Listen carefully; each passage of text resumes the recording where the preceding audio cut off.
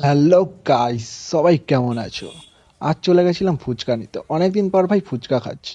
কাকুটাকে বললাম ঝাল ঝাল করে আমাদের একটু বেশি কাঁচা লঙ্কা দিয়ে ফুচকা মেখে দাও। কাকুটাকে যেই বলেছি কাঁচা লঙ্কা দিয়ে ফুচকা মেখে দাও, কাকুটা পুরো কুচি কুচি কুচি কুচি করে কাঁচা লঙ্কা দিয়ে মেখে এত কাঁচা লঙ্কা দিয়েছে যে এখনই মনে হচ্ছে চোখ দিয়ে জল বেরিয়ে যাবে।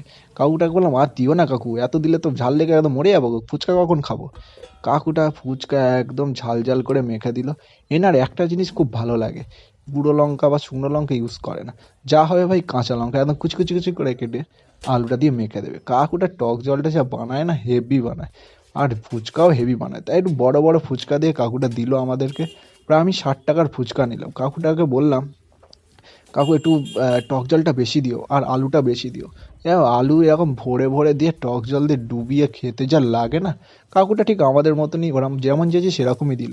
আসলে কাকুটা তো আমাদের পাড়ায় বসে না, ওই জন্য।